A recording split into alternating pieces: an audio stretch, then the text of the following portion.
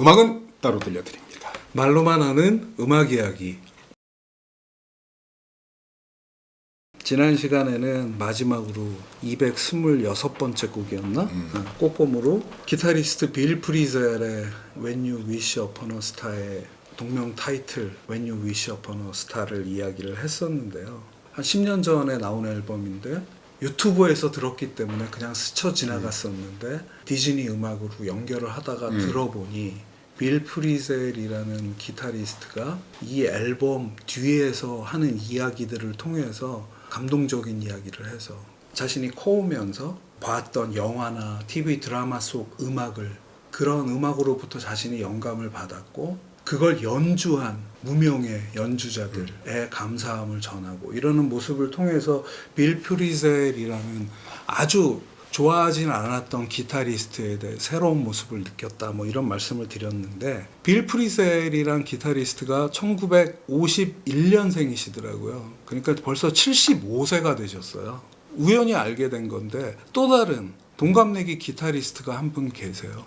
그래서 그분으로 연결을 해야 되겠다 생각을 했고 그분 이름부터 말씀드리면 존 스코필드죠. 두 분이 뭐 80년대 이럴 때 같이 음반도 내시고 했을 정도로 지금 현재 원로급 기타 레전드라고 하면 빌 프리젤, 이제 이어갈 꼬꼬무의 주인공 존 스코필드 그리고 이 두 분보다 훨씬 유명한 3살 동생 팬 메시니 이렇게 세 분이 원로급 기타 레전드라고 할 수 있는데 빌 프리젤과 동갑내기인 존 스코필드 227번째 꼬꼬무는 존 스코필드가 2022년 앨범 제목도 자기 이름 존 스코필드입니다. 그 앨범에서 It Could Happen to You라는 곡을 골랐습니다. 2022년 하면 벌써 우리가 잊고 있지만 코로나 시절이었죠.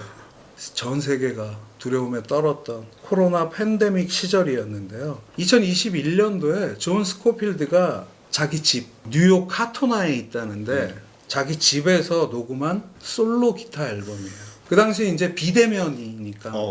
그 정말 셌어. 미국 그러니까 우리나라가 그러니까 코로나 때는 우리나라가 사실 제일 자유로웠던 것 같아. 어떻게 생각하면 그렇죠. 미국 정말 셌더라고요. 그러니까 비대면이니까 음악계도 다 멈췄었죠. 뭐 공연은 물론이고 절대로. 상업적인 녹음마저도 그것도 안 되지. 한참 뒤로 미루는 그러던 시절이었는데 이 존 스코필드 선생도 놀 수는 없잖아 하고 집에서 녹음을 했던 모양이에요. 아유 그때 많았어요. 그러니까 그런 거죠. 자기 자신한테 좀 집중하면서 아이디어를 구상을 하고 연주하고 앨범으로 내자. 어떻게 혼자 뭐 이거를 실행에 옮긴 앨범이 이건데요. 그러니까 이 앨범이 존 스코필드가 70년대 초에 데뷔한 이후에 근 50년 동안 솔로 앨범을 한 번도 안 냈는데 이게 유일한 첫 번째 솔로 앨범이라고 해서 존 스코필드라는 기타리스트에게 의미가 있는 그런 앨범이라고 하는데요. 그래서 앨범 제목도 그냥 존 스코필드라고 한 것 같고요. 한 13곡이 들어있는데요. 저는 이거는 음반으로는 사지 못하고 그 유튜브 통해서 알게 되고 스트리밍 사이트에서 mp3 다운받고 이렇게 해서 들었는데요. 재즈, 록앤롤, 컨트리 이런 다양한 장르의 걸 스스로 연주를 하고 있는데 그러니까 온전히 그냥 딱 독주도 있지만 루퍼 페달, 루퍼 머신, 뭐 루퍼 스테이션 그런 브랜드명도 있는 루퍼 페달을 이용을 해갖고 반주도 깔고 자기 혼자 그 위에 리듬도 깔고 그 다음에 뭐 솔로나 어떤 멜로디도 깔고 해서 음악을 완성해 나가는 그런 기계인데 그러니까 자기 자신과 듀엣처럼 연주한 곡들이 많고 오늘 고른 It Could Happen to You도 루퍼 페달을 이용해서 어쿠스틱 기타 반주를 자신이 깔고 그 위에 멜로디나 솔로는 일렉트릭 기타 갖고 하는 듀엣 같이 스스로 혼자 녹음한 솔로 기타 연주가 되겠습니다. 이 앨범 감상 후에 딱 남는 거는 이분이 이렇게 소박한 연주도 하시는 분이었고 그 소박한 연주가 70이 넘어서 코로나 팬데믹이라는 전 세계적인 그런 팬데믹 상황에 혼자가 돼서 하신 연주구나. 소박하고 어떻게 생각하면 되게 담담하게 연주를 하는데 굉장히 따뜻하고 그냥 일상 중에 하는 자신의 작업실에서 하는 그런 연주여서 참 의미가 있다 이런 생각을 하게 되는데 제가 오늘 고른 곡 It Could Happen to You를 들어보면은 뭔가 이렇게 툭툭 끊어지는 듯 연주를 하는데 루퍼 머신으로 입힌 일렉트릭 기타를 들으면 반주로 깐 거보다 약간 박자가 느릿느릿 올라타는 그렇게 생기는 리듬감이나 스윙감이 굉장히 좋은 연주라는 말씀을 드리고 싶고요. 먼저 올라타는 것보다 늦게 올라타는 게 더 테크니컬한 그렇죠. 거라고 그러더라고. 예, 싱코페이티드 된 그러한 연주 들으실 수 있고요. 확실히 최근 앨범이어서 그런지 존 스코필드 선생의 인터뷰가 많이 있더라고요. 그 중에 한 2개를 골라갖고 왔는데 이 앨범에 대한 설명으로 충분하겠더라고요. 우선 재즈 기타 투데이라는 온라인 재즈 매거진이라고 하는데 거기에서 인터뷰에서 존 스코필드 선생이 이렇게 얘기를 하고 있더라고요. 집에서 혼자 연주하면서 얻게 된 어떠한 섬세함이 있다고 생각합니다. 밴드와 함께 연주할 때는 결코 일어날 수 없는 일이죠. 밴드와 연주할 때는 더 강하게 몰아붙여야 되거든요. 하지만 혼자 있을 때 그 스트링이 가진 아주 미세한 뉘앙스들 속으로 정말 깊숙이 들어갈 수 있었습니다. 이런 어떤 노장의 고백같이 들리고요. WBGO라는 라디오 스테이션이 있나 본데 거기와의 인터뷰에서는 이 앨범 작업에 대해서 이렇게 얘기를 하고 있더라고요. 사실 솔로 앨범에 대해서는 한 번도 진지하게 생각해 본 적이 없었습니다. 그런데 루퍼를 가지고 놀기 시작하면서 생각이 바뀌었습니다. 루퍼를 사용하는 건 마치 다른 사람들과 함께 연주하는 것과 같습니다. 이것도 하나의 상호작용인 셈이죠. 저는 제 자신과 함께 연주하면서 그 연주를 어떻게 스윙하게 만들 것인지를 배워야만 했습니다. 이런 인터뷰 읽으면서 코로나 팬데믹이 나쁜 것만은 아니었구나 이분한테. 이런 강제적인 비대면 상황 속에서 혼자가 됐고 그제서야 어떤 그런 혼자 느끼는 그 미세한 뉘앙스에 집중하게 되고 마치 소년처럼 장난감 하나를 툭 놓고 루퍼 페달을 놓고 혼자 이렇게 작업을 하면서 자기와 듀엣을 하게 되는 귀한 경험을 하게 된 그런 앨범이다. 오늘 고른 곡 It Could Happen to You에 대해서 잠깐 말씀을 드리면 이게 이제 1943년도에 지미 반 휴슨이 작곡을 하고 가사는 자니 버크란 분이 작사를 한 곡인데요. 44년도에 그 뮤지컬 영화 And the Angels Sing이라는 영화에서 처음 소개된 곡이고요. 그러니까 내용이 이런 거더라고요. It could happen to you. 당신에게도 일어날 수 있는 일이다. 이런 내용인데 그러니까 사랑이란 건 예고 없이 찾아오니까 항상 조심해야 돼. 뭐 이런 식으로 약간 귀엽게 다가올 사랑에 대한 어떤 경고를 하는 그러한 내용인데요. 이 곡의 코드 진행이 즉흥 연주를 하기에 아주 좋은 구성을 가진 곡이라고 하더라고요. 그래서 보컬 곡도 많지만 인스트루멘탈로 이 곡을 연주하는 재즈 연주들을 많이 만날 수 있는데요. 이어갈 꼬꼬무는 그래서 It Could Happen to You를 한 연주를 더 골랐습니다. 이번에는 존 스코필드 선생과 같은 기타를 연주하지만 존 스코필드 선생보다 한 세대 앞에 아버지뻘 연주자의 연주를 골랐는데요. 228번째죠. 꼬꼬무는 기타리스트 허브 앨리스의 1956년 발매 앨범인데요. 앨리스 인 원더랜드. 이상한 나라의 앨리스인데 거기서 앨리스가 허브 앨리스의 앨리스 인 원더랜드 위트 있는 제목으로 나온 앨범인데요. 그 앨범 속에 있는 It Could Happen to You로 연결을 해보겠습니다. 이 앨범은 기타리스트 허브 앨리스 선생님이 34살에야 첫 리더 앨범을 냈더라고요. 그러니까 그럴 수밖에 없는 게 이 허브 앨리스의 그러니까 예를 들어 위키피디아에 허브 앨리스를 검색해서 딱 뜨면은 첫 번째 문단 끝에 이런 말이 나와요. 그는 오스카 피터슨 트리오의 멤버였다. 이게 가장 중요한 경력인데요. 이 앨범이 녹음된 게 55년이고 발매된 게 56년인데 요 시절이 바로 허브 앨리스가 오스카 피터슨 트리오의 일원이던 시절. 그러니까 그의 음악 인생에서 가장 반짝반짝했던 시절이기도 하면서 이 앨범에서의 연주는 첫 리더 앨범 속의 연주이기 때문에 주목할 만하다 이런 생각이 드는데요. 허브 앨리스가 오스카 피터슨 트리오에 있던 한 5년 계셨더라고요. 1953년부터 58년 정도까지 인생에 있어서의 전성기의 연주가 담겨 있다. 그런 말씀을 한번 드려보고요.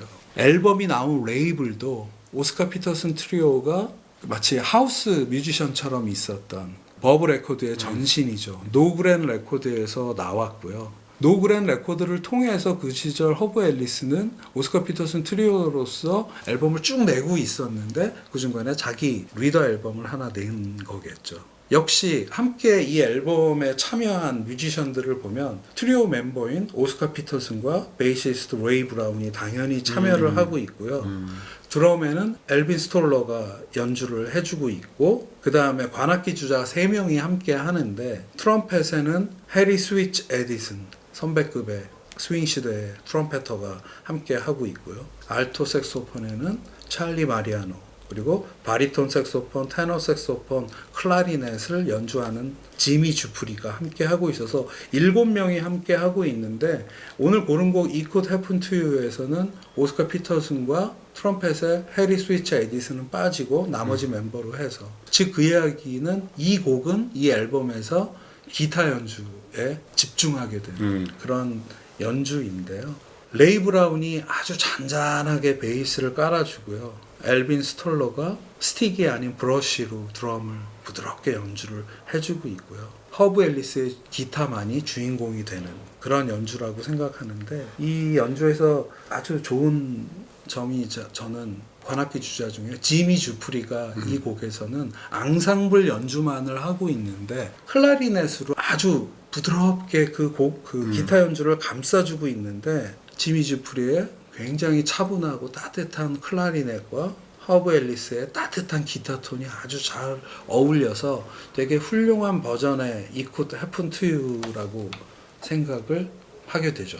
근데 저는 재즈 처음 들을 때 이 허브 앨리스라는 기타리스트에 대해서 잘 알지도 못하는 놈이 약간 평가가 인색했던 시절이 있었어요. 그냥 오스카 피터슨이 50년대 초반에 원래 트리오의 기타리스트 멤버는 바니 캐슬이었는데 바니 캐슬이 솔로로서 독립해서 나가니까는 기타리스트를 한 명 더 구해야 되는데 그냥 그래서 조금 무난한 허브 앨리스 정도로 하자 하고 그냥 구색 맞추기용으로 선택한 기타리스트라고 혼자 그렇게 생각을 하고 있었는데 저는 이 앨범에서 관악기들이 많이 들어오는 그런 연주보다 이 기타가 주인공이 되는 It Could Happen to You만을 굉장히 좋아하는데 그런 거죠. 이 연주를 듣고 허브 앨리스라는 기타리스트에 대해서 다시 생각하는 그러니까 막 테크닉 위주로 되게 퍼포먼스가 센 그런 기타리스트들의 매력도 있지만